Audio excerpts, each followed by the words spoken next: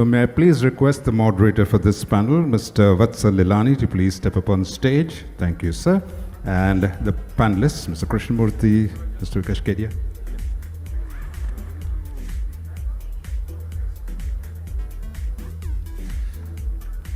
The panel is ready and waiting, ladies and gentlemen. This is the Black Mapte Global Outlook panel discussion. And we have a maximum of 30 minutes on the panel. So in case there are any questions, I'd like to request the moderator to leave time within the 30 minutes for interaction with the audience. With that, it's over to your moderator. Thank you, sir. Over to you, Vatsal. Thank you, Neil. Thank you so much, IPGA, for having us. We have 3 chartered accountants on this panel, and I'll request each of them to give a brief introduction of themselves, to have 2 points that are not commonly known about them as a part of the introduction. Thank you. Mr. Murthy, we can start with you. I am Krishnamurthy. I am from 4P International Private Limited, Chennai. I am a CA and CS by education qualifications, and then my work experience is now about 41 years. Thank you. Out of 41 years, I have been in word business for the last 27 years. Thank you. And I just want to mention, I have 2 hobbies which I want to share with you. I'm a keen feeder of birds. I on a daily basis, I feed a lot of birds, pigeons and crows, and then feed cows. And then I love walking, and then I love reading more and more of Mahabharata and Ramayana. Thank you. Hello friends, I'm Sanjay Jain myself, and I look after Myanmar operations for Tata International. I would like to thank all the audience in the hall who is still sitting for us, because it's bowling in the last overs, but still the match is on. Thank you. Hi, I'm Vikash Kedia. I'm with Swiss Singapore, and I would like to thank IPGA and for giving this opportunity to us. And my hobbies are like watching and playing cricket and watching a lot of Hindi movies. Thank you, Vikas. We'd like to start the presentation with Sanjay giving us a rundown on the Myanmar supply and demand scenario. Sanjay, we'd also like you to mention about the harvest that is due in Myanmar in the next few days, as to when you expect the pressure to be at the maximum. What do you expect the prices to be then? And we understand it's been raining for the last couple of days in Rangoon and the nearby areas. So whether that is going to make a difference in terms of the quality and also the harvest in terms of the pressure, whether it's going to be delayed. Thank you. Thank you, Vatsalji. So friends, whenever there comes like Black Mape, Turhol, or particularly any beans pulses from Myanmar, usually the audience and people are anxious about knowing the figures, because all the time the figures in Myanmar keeps on changing, and everybody seriously not very sure on what figures it will end up. So I would just give you a market perspective. The figures are from the market sources only. So last year we estimate there was a production of 675,000 metric ton of black mape, and there's a remaining closing balance was almost about 45,000 ton. This year we are expecting again a production of 675,000 metric ton. That is similar to the last year production. But I just want to mention here, 2 months back there was an anticipation for a bumper crop in black mape in Myanmar, but due to mosaic yellow fever virus, after recent surveys from the Myanmar traders into the field, again the expected figures have come down to 675,000 metric ton only. So that's it from my side. What do you expect the prices to be when the pressure starts? And when do you think the pressure is going to start at its peak? I feel basically one small crop has already come from Myanmar. So 2023 crop has already started coming in, but that was a small crop which comes up from the upper Myanmar. That's from the Mandalay. But the major crop will be coming from the Delta and Bago region, which we are expecting should be starting anytime in the next 2 weeks, and then for the entire March and so on. Yeah. As regarding to the pricing, I feel, see the price notes in Black Mapte particularly has opened on a higher slot, and that is mainly because of the tour prices.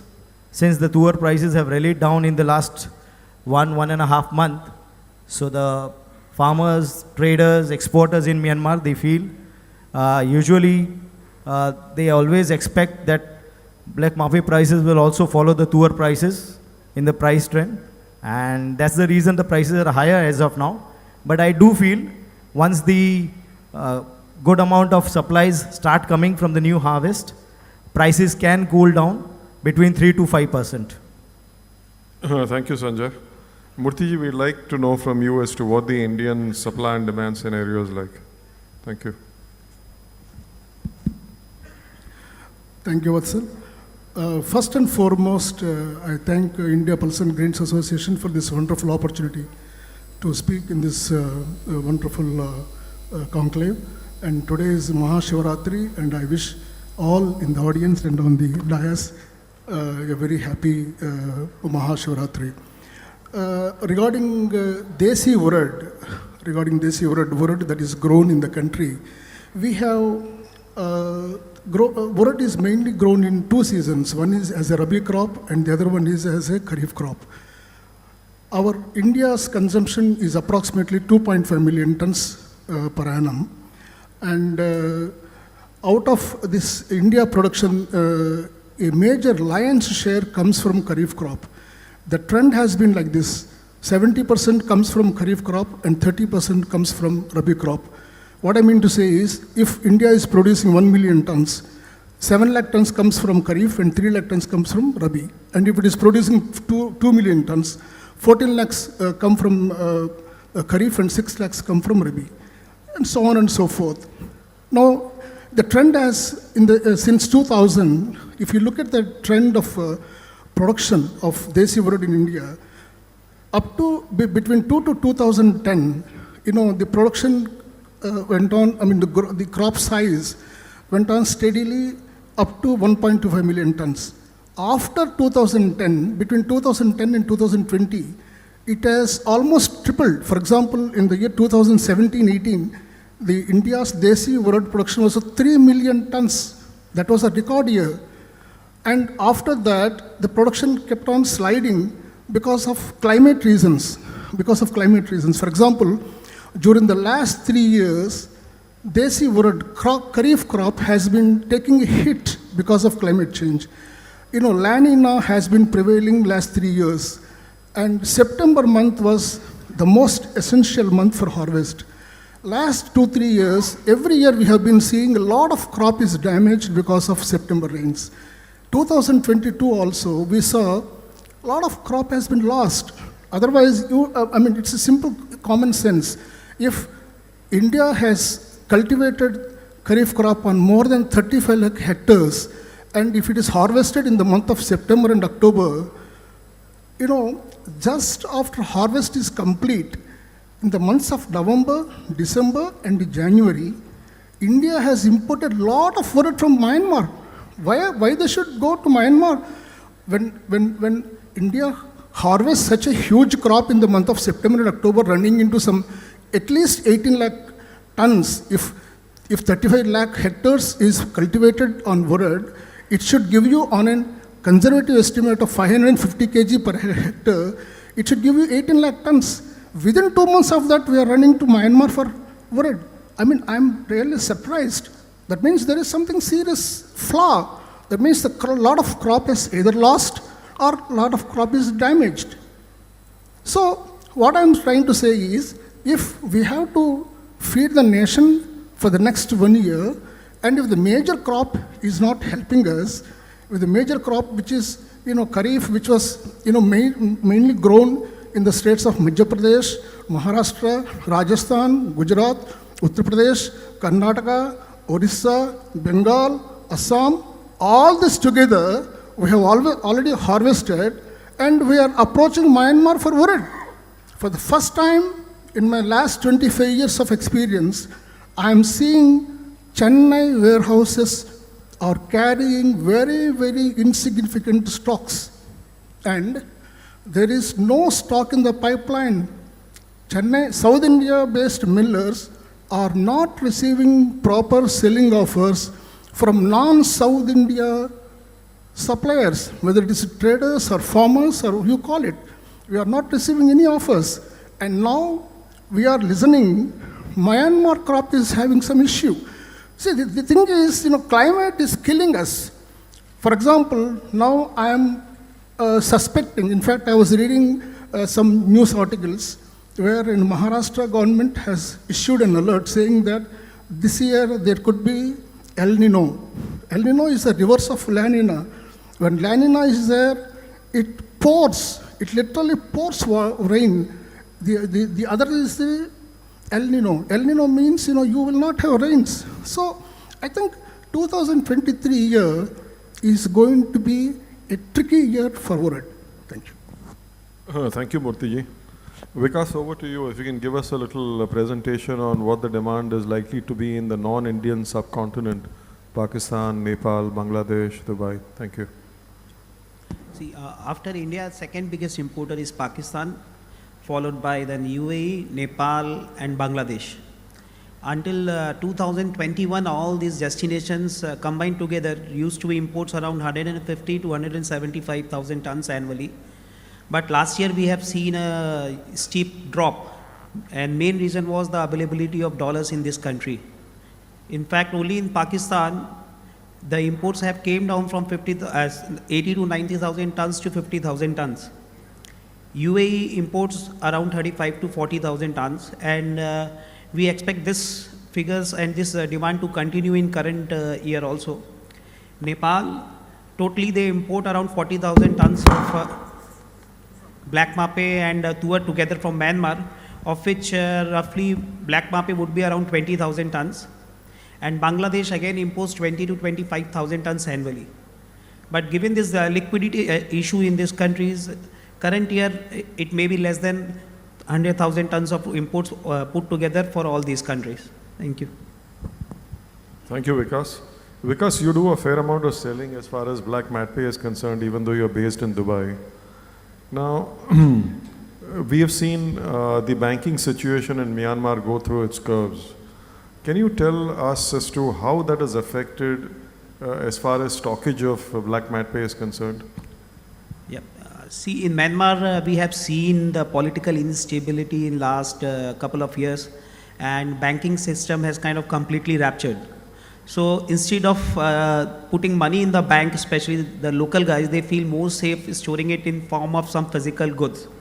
And to physical goods, Myanmar being a rich, agricultural country and is an export-led economy, so main thing which comes to their mind is agricultural products. And black mapi is their foremost preference. So due to this weak banking system, people are preferring to store mape rather than, putting it in their bank. So basically, because MAPE has a long shelf life, it can be indexed to a dollar rate prevalent in India, and it serves like an ATM machine. Whenever you want to sell it, you can get it's cash for it. It's a liquid commodity, and we have demand throughout the year from Indian subcontinents. Correct. Can you tell us, whenever there is this issue about the crop reports at the beginning of the season, there are all kinds of numbers that go around, and associations like OTA and IMCC, in spite of the best intent, the numbers vary at times. And probably this is because the way of collection is not scientific. Can you tell us as to how we can make the crop reports more credible? See, there was a time when India also used to estimate crops with a model of, area and yield estimation based on sampling. But it has its limitation, as it cannot be used for a longer period of time and cannot be used for a vast country like India. So India have also shifted to emerging technologies like remote sensing and geographic information system using satellites. But problem with traditional method is they are time consuming, costlier, and they are too much prone to errors. And India being the largest consumer of pulses, any error in crop estimation may lead to severe shortages or acute demand supply mismatch between this acute demand supply mismatch. Rather, this using of satellites can provide you accurate information, real-time information, and it is imperative that more objective, standardized, and technical methods will be used to estimate the crops. But again, satellite imagery can estimate quite precisely planting acreage and large area in a country like India. There are some other countries where this kind of facilities are not available. We have heard recently they have used civilian drones also to estimate their crop size. What government can do, they can hire independent surveyor or independent agencies also. So whatever the report outcomes comes, it is not motivated by any specific reason. Thank you, Vikas. So I think maybe what we can do is we can suggest this to the Myanmar Beans and Pulses Association. I mean, the gentlemen were here, they've just left for Nagpur. But once the discussions are over, we can suggest to them to reach out to the government and see as to whether drones can be used for estimation of crops. Because Myanmar today is a very large exporter. I think they have a responsibility in terms of, conveying to the people as to what the appropriate crop sizes are. So we'll do that. I think Mr. Shyam Nursery of Ota, he can also have a discussion with Utunwin in this connection. That said, Mr. Murthy, I'd like to come to you. You've been importing from Myanmar for a long time. Yeah. What are the difficulties that you've had in terms of imports? Any irritants, any problems that you'd like to get ironed out?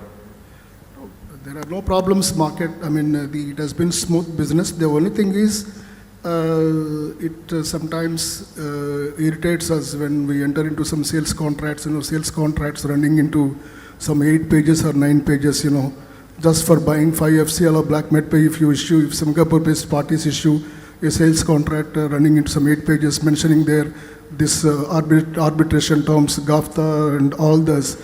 I mean, sometimes I feel a little odd because the document looks like a sale deed of some land. It doesn't look like a sales contract. I think that needs to be simplified. After all, what is it? I am just buying some 5 FCL, 10 FCL from you, and then you issue some 10 pages contract. I think it's meaningless. I mean, maybe it has evolved. Maybe it is evolved over a period of time because Singapore parties might have come across a lot of disputes with parties, and therefore it may be an evolution. But for me, it looks like an irritation. What about quality and weights? Have you had a problem with that? Quality is more or less okay. And coming to quality, I personally feel since I am asked to talk about Desi Word, I think Desi Word, Desi farmers and Desi institutions, which are taking care of quality, etc., should emulate a developing country like Myanmar, which is, when compared to India, much, is very, very developing country. A developing country like Myanmar can export beautiful products like, beautiful products like FAQ Black Mapte, SQ Black Mapte with the standard specifications. I fail to understand India with its production base of more than 2.5 million tons combined both Rabi and Kharif. If I'm going to a farmer, I don't know what I'm going to get from him. I'm going to get small or medium or bold, and how much foreign matter, how much extraneous matter, how much seed, how much we will seed, how much damage. Every lorry is an issue. What I'm saying is, there is a need for Indian farmers, Indian institutions, Indian corporates to emulate Myanmar. I am proud of quality is being imported from Myanmar. They have standardized the qualities. Today, today in Chennai or Delhi or Bombay, Chennai is the hub today. Chennai is the hub for imports of Mapte from Myanmar. Today, people take positions buying and selling without getting worried about the quality. See, in India, you can't buy 10 lorries of the same quality. I think there is, since I am being asked to talk about Desi Word, I would repeat that this is the time for us to standardize Desi varieties.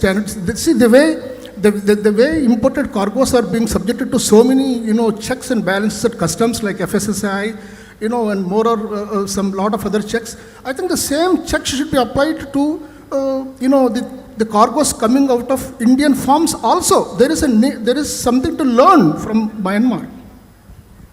Thank you, Murthyji.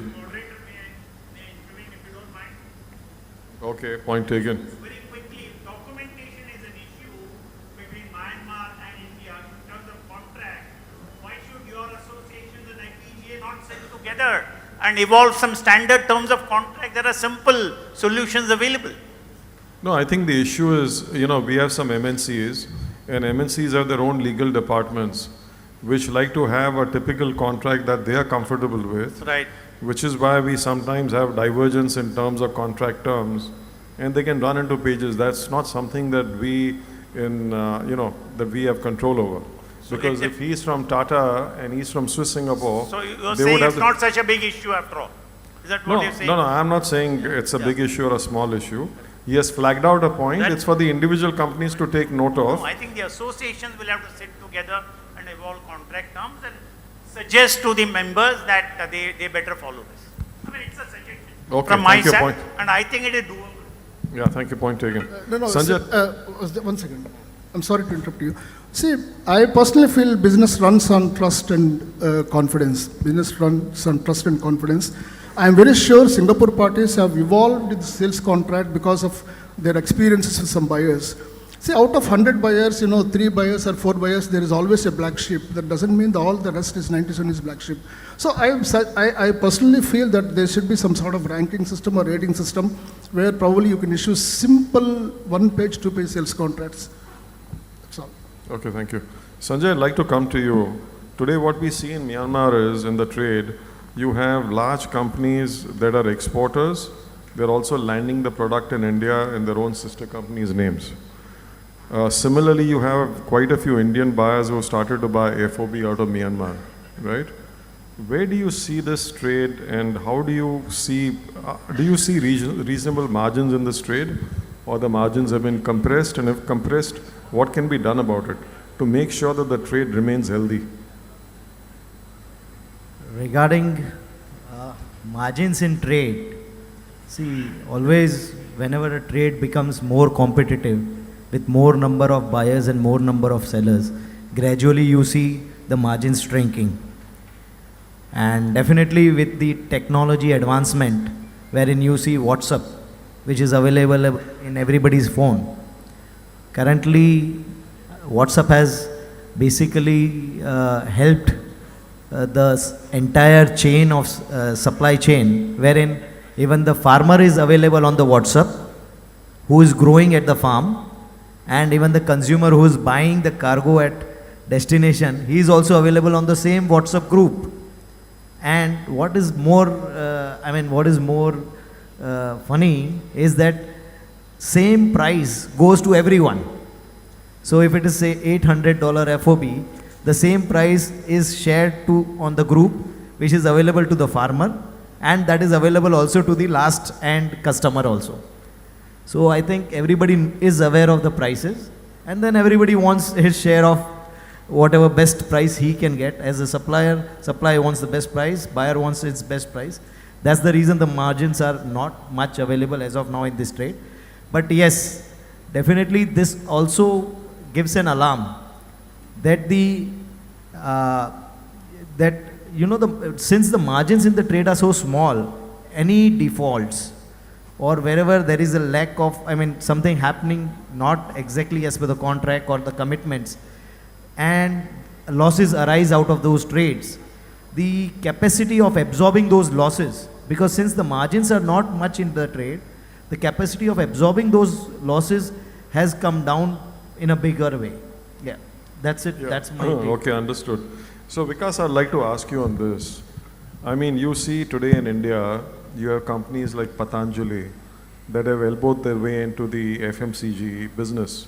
But you still have MNCs like Unilever's. Their market size has grown in spite of the fact that you have newcomers that have also become very large. What is the possibility as far as our trade is concerned? See, Myanmar is has a fertile land, and there are several other products which are adjacent to the pulses. Like we have yellow maize, which is being exported to the tune of 2 million tons, Then we have rice also, which forms sizable size of Myanmar exports. So the size of the pot is continually growing. It's to us members that we have to be resilient, to take a dip in the water and swim it through to find our share in the new products. See, Myanmar agri products production is growing year after year, and local government is very supportive. Yeah, thank you. Vikas, we also understand there are some new countries that are going to be possibly offering black Mapte on a commercial basis. Can you tell us what you've heard about it and what their plans going forward are? I have heard recently that already small parcel of Brazilian black Mapte has came into India, and a small portion like 10-15 FCLs of South African Uda has also been booked for India.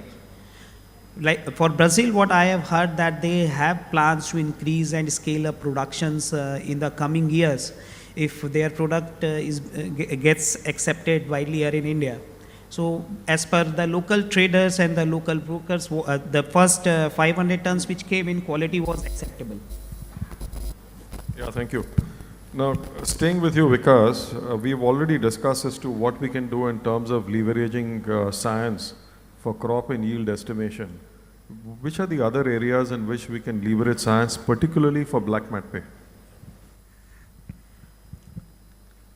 See, for black Mapte currently is being grown only in Myanmar.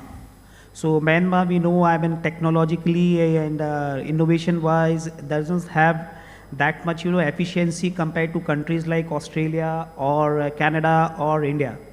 For example, we can see guar gum, which was used as a fodder. Now it is being used as a thickener and stabilizer in industry and pharmaceutical industry and even in the ice cream industry.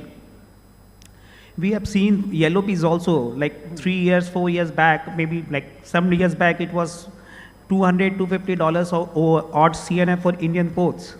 Now we have find alternate use of yellow peas in the starch industry and this protein industry. So there is always a battle between the increase in human consumption and increase in consumption with the industrial sector. Similar way, we can see that Australia has, with research and innovation, has used green mungs to make omelette out of it. And what I have heard is tastes similarly, very similar to omelette. So it has given altogether a new choice to vegetarians. So somewhere or other, maybe Indian government or Myanmar government shall partner together and try if we can make some new products out of black Mapte. Like I am living in Dubai, and there are packed dosa batters which can easily last you 4 to 5 days. So if I want to make dosa in my home, it's not that I need to soak up the dal and need to keep it for overnight. It's just that I call up the grocery shop and I get the batter within 5-10 minutes. So that ease will increase the consumption. So basically, if any technological advances to happen in black Mapte, it has got to be done by the country that is producing it, which in this case would be India or Myanmar. I mean, India is using it all for human consumption, so I think the onus is on Myanmar to have one of their agricultural universities do some research and see what other uses can be found for it, right? Now, staying with science, there is a company in Myanmar called TBL, and it is owned by a person by the name of Mr. Vipul Murarka. I had a chat with him before coming here because he's done some path-breaking work in terms of hybrid seeds. And he's given me a little note which I'd like to read out. TBL started commercial operations in Myanmar in the year of 2005 for pulses and started producing hybrid seeds for black Mapte and green mung beans.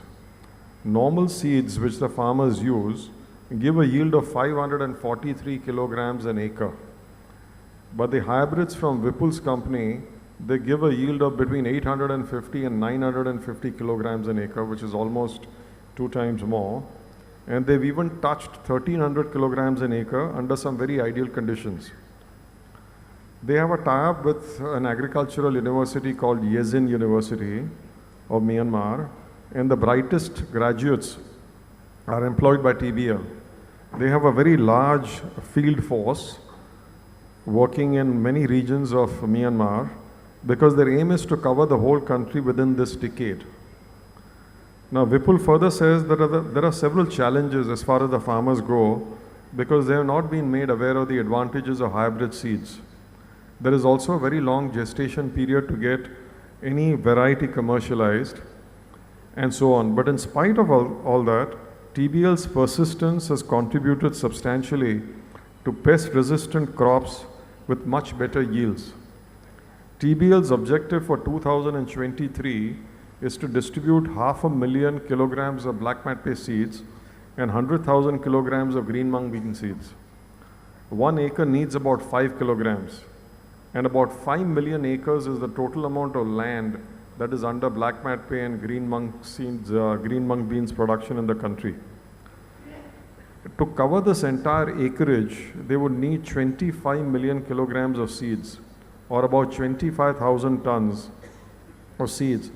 And given the excellent government support that he's had, Vipul is striving his best to achieve this within 2030.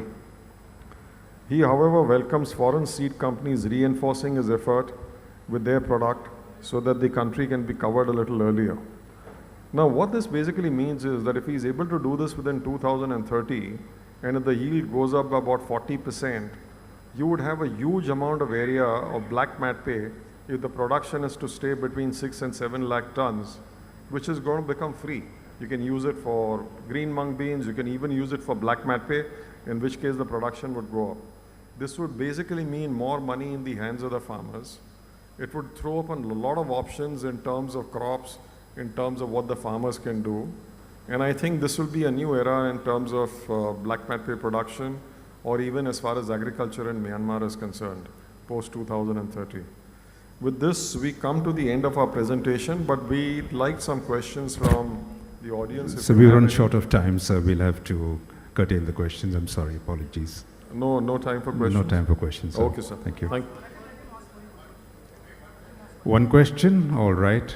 One question or two questions. Can you please step forward, sir, so we can see you and the mic will come to you. And make it brief. Very, very brief. I'm Sunil Patwari from Seasons Overseas Singapore. I've got one question. I actually have two, so you all can pick and choose whichever you want to answer. The one is, in India, is there any shortage of udad this year? And if yes, then how much? And number two, what is the pricing range which we are expecting from Myanmar, the price correction like with current price, and going down the line in next 2-3 weeks? Thank you. Okay, so Mr. Murthy, you can take the first one and let's be very brief. Thank you, sir. See, India needs around 25 lakh tons per annum urad, and our carry forward stock in the beginning of September was not even 2 lakh tons, and the stocks with governments were almost very negligible. There are no stocks in warehouses, there is no stocks in pipeline, and all the cargoes which were harvested in the month of September and October, just after 2 months after harvest, there were no proper selling offers. I presume that as of now, if you ask me as of today, probably we may have some 4 to 5 lakh tons of urad in Kharif, out of Kharif harvest, and then we are headed for somewhere about 4 lakh tons from Rabi crop. So 4 plus 4, 8, and you can expect import of somewhere about 5.5 lakh tons from Myanmar, not more than 5.5 lakh tons. I don't think they can spare more than that. In fact, 5.5 lakh itself is, in my opinion, is a very liberal this thing. 14 lakh tons is available, whereas our requirement is somewhere about 18 lakh tons. There is a shortage, but I presume that maybe there may be small crops coming on the way. But as of now, I am looking at some shortage of somewhere about 3.5 to 4 lakh tons before the next Kharif crop is harvested. Thank you, sir. As far as price is concerned, Sanjay, in very brief, for the next 60 days, what is the range that you expect? So I feel basically the major pressure of black Mapte should be coming in the month of March, and the pricing, I feel on a max side, 3 to 5% correction can be expected. So what is the exact number for FAQ? So today the prices of black Mapte FAQ in Myanmar is $800 FOB, and for black Mapte SQ it is $900. So I see prices coming down, say from $20 to $40 max. Vikas, what do you think? I feel near about the same range. I mean, the bottom at present, I feel is around 750 and 850, not below that. And towards the end of the March or maybe from April onwards, once local Andhra crop is also, these arrivals are also dried up, it might pick up again. Thank you. Thank you, sir. Thank you, gentlemen. May I request you please wait on briefly on the stage, and I'd like to request Satish Upadhyay from the committee to please step up on stage and present this wonderful panel with a memento, starting of course with the moderator, Mr. Vatsal Ilani.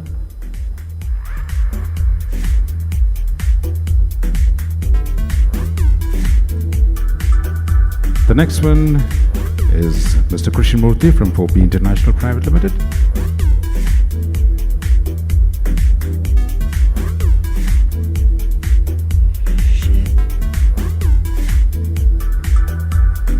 Coming up next, Sanjay Jain of Tata International.